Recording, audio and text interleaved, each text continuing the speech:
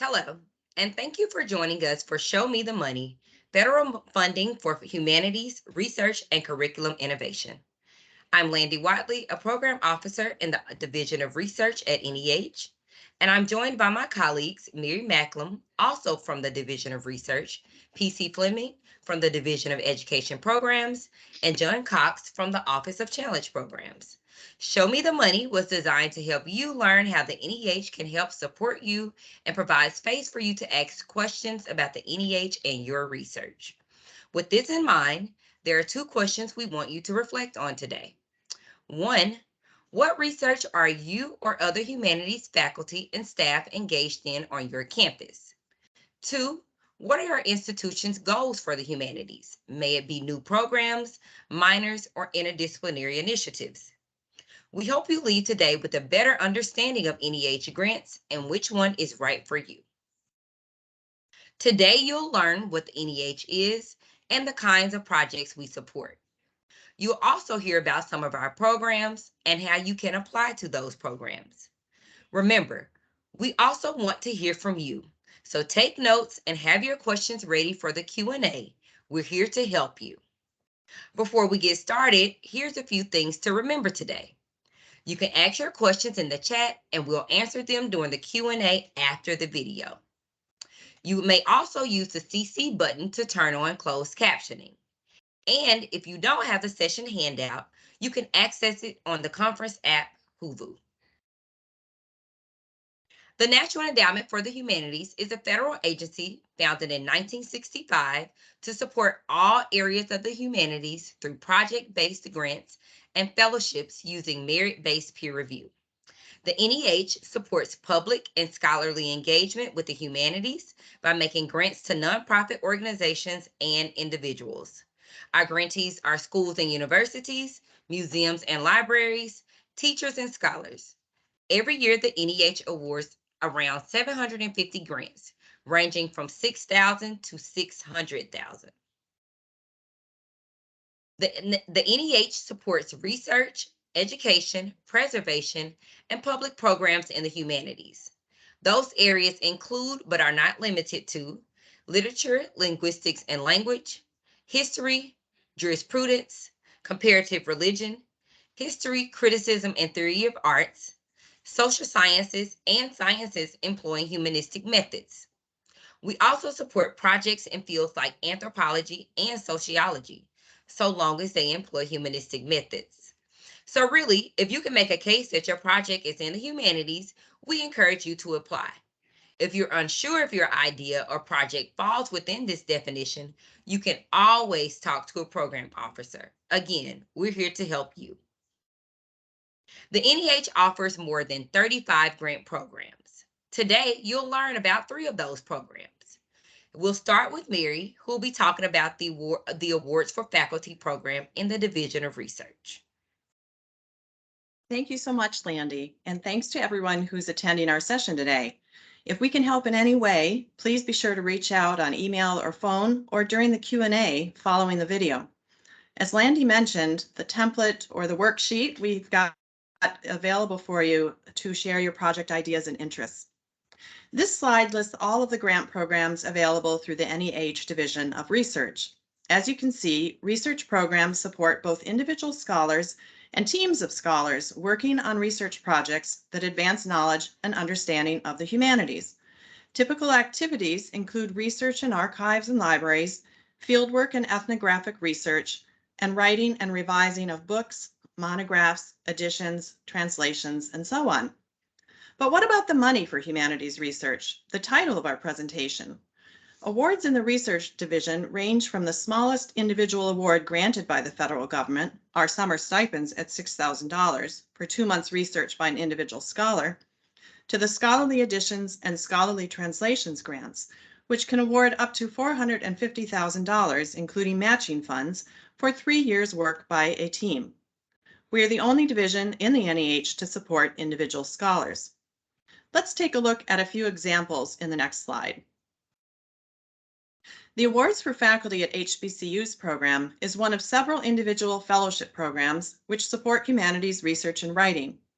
All types of humanities research projects can be supported through this program, such as an undergraduate course revision, projects with a community or institutional goal, or a book or article project.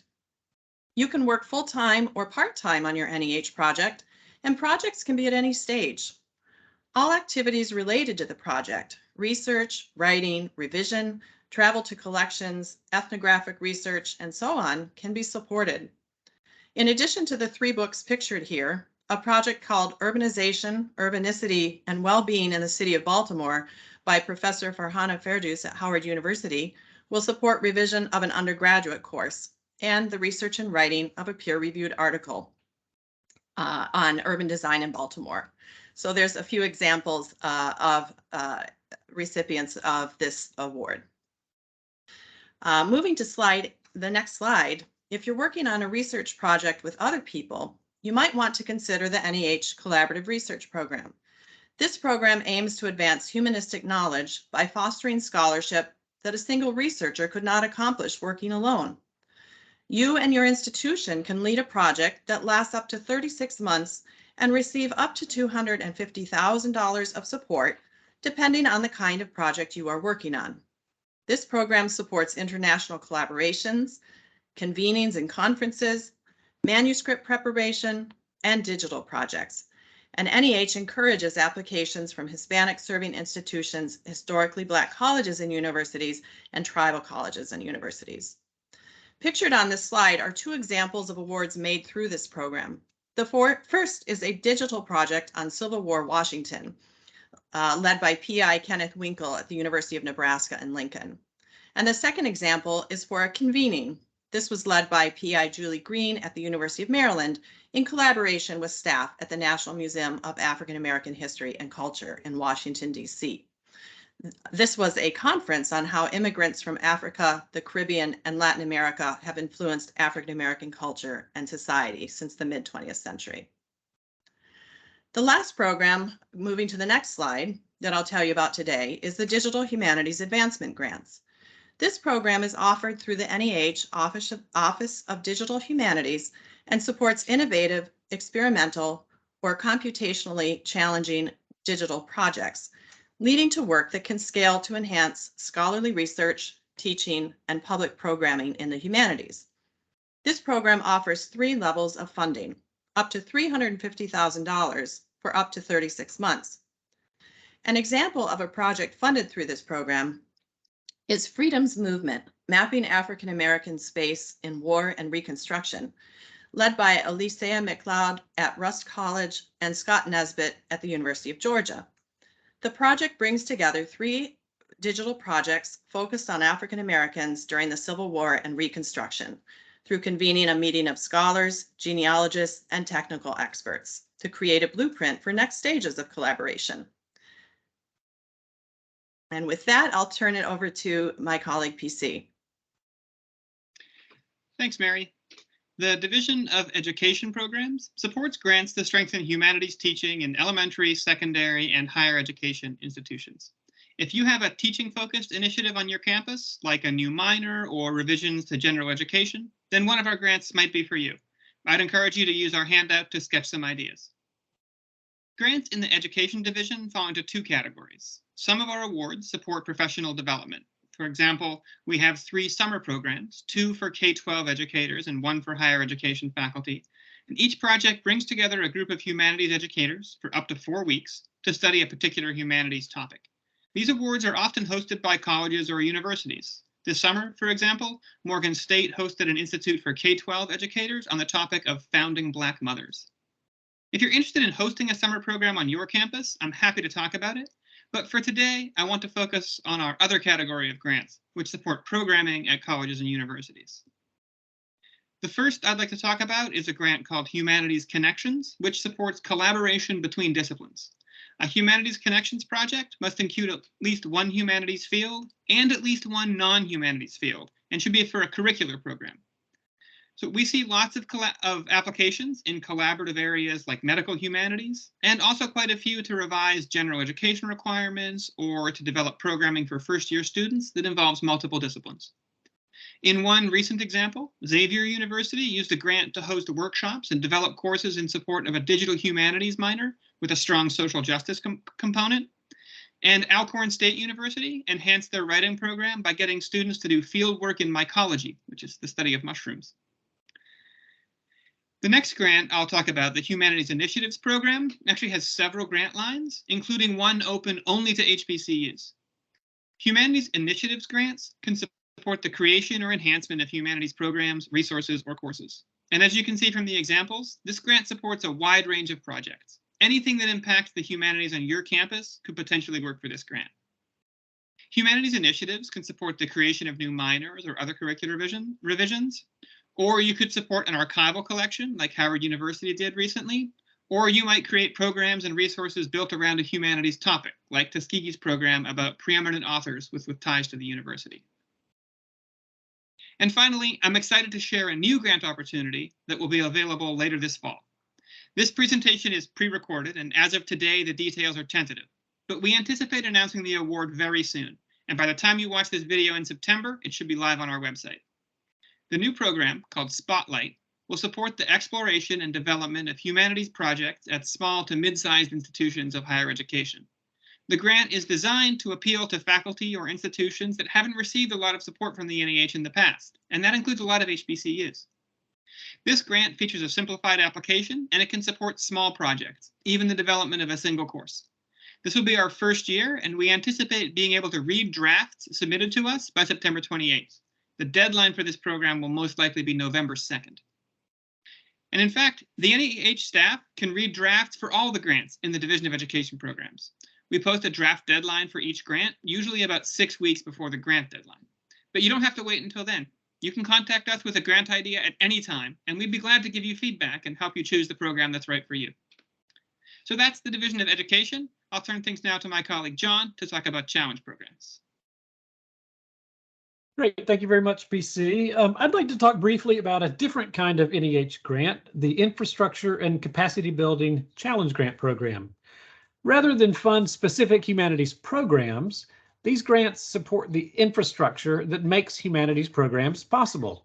So two aspects of these grants are unique at NEH. For one, these are designed to support projects over the long term, so not 1 or 2 years, but 10 or 20 years.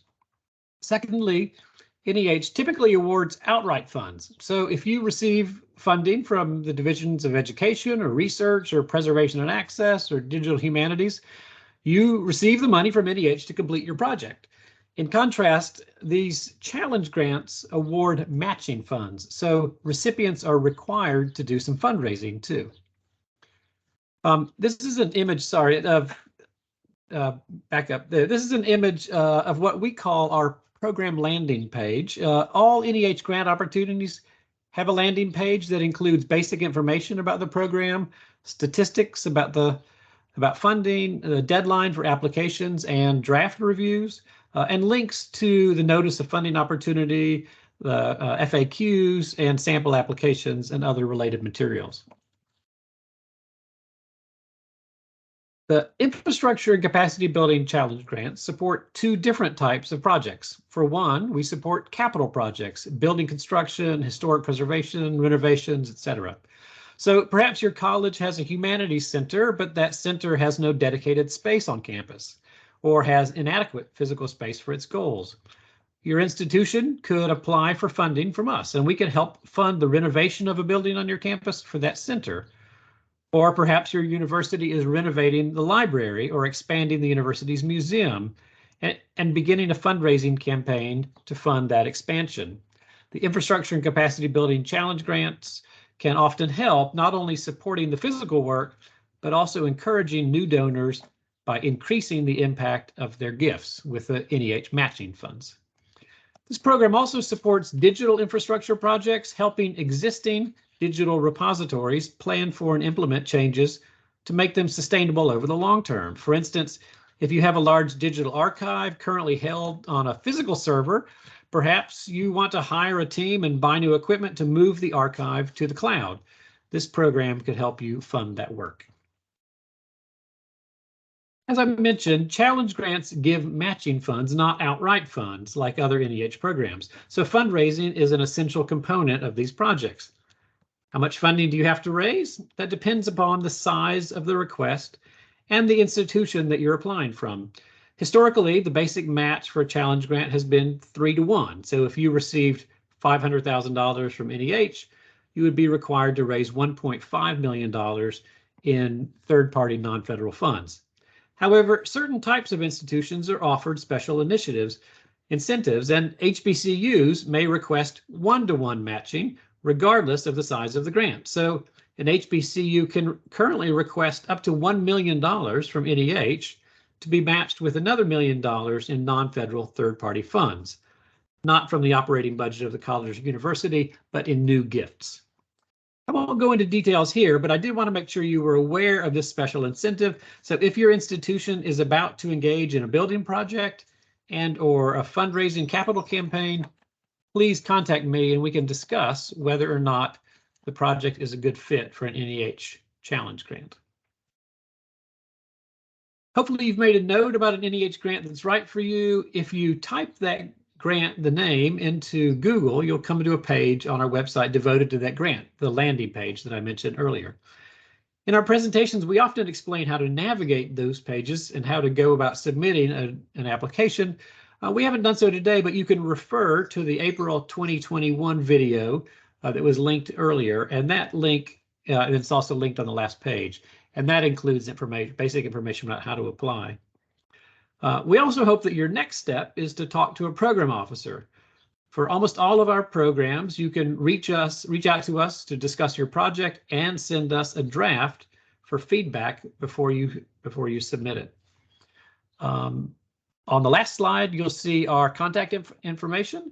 Please feel free to reach out to any of us.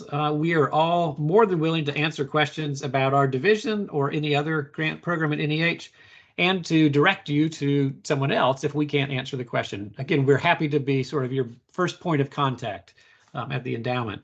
Thank you for coming, and we'll now invite you to join us for the Q&A. We look forward to hearing your general questions and also your specific ideas. Thanks very much.